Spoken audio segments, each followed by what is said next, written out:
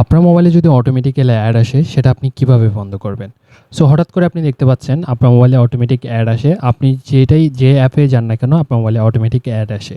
Even আপনি যদি আপনার মোবাইলে গ্যালারিতে যান তাহলেও আপনি দেখতে পাবেন আপনার মোবাইলে অটোমেটিক্যালি অ্যাড আসবে।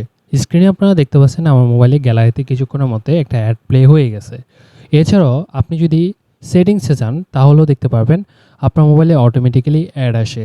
সো এইখানে আমি সেটিংসে আসবো। সেটিংসে আসার পর আপনারা নিশ্চয়ই লক্ষ্য করতে পারছেন আমার সেটিংসে আসার পরও অ্যাড দেখাচ্ছে।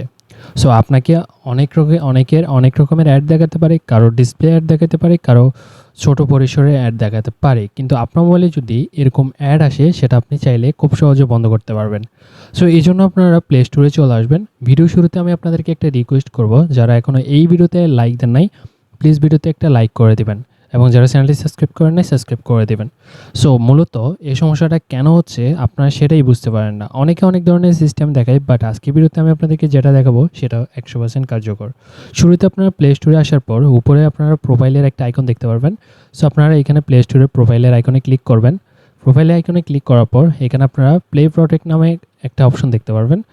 সো এইখানে আপনারা প্লে প্রোটেক্ট অপশনের মধ্যে ক্লিক করবেন। প্লে প্রোটেক্ট অপশনে ক্লিক করার পর এখানে আমাদেরকে স্ক্যান করতে হবে।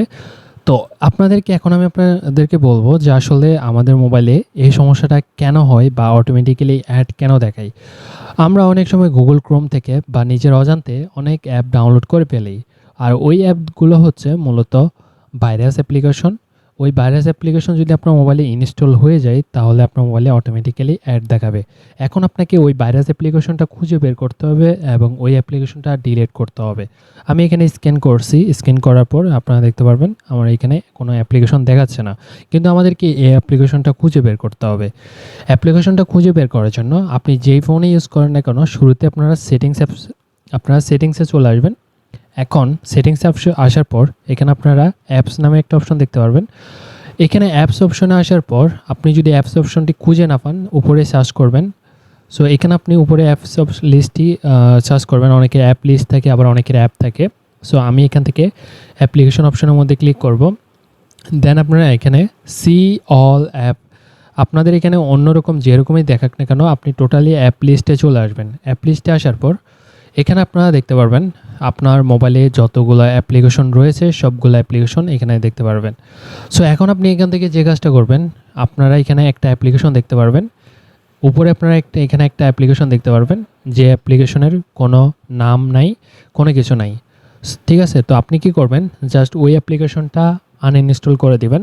অথবা আপনি যদি আপনার মোবাইলে অন্য কী অ্যাপ রয়েছে, যে সকল অ্যাপগুলো রিসেন্টলি ডাউনলোড করা হয়েছে যেগুলো আপনার কোনো কাজে আসে না, এরকম অ্যাপগুলো খুঁজে বের করবেন।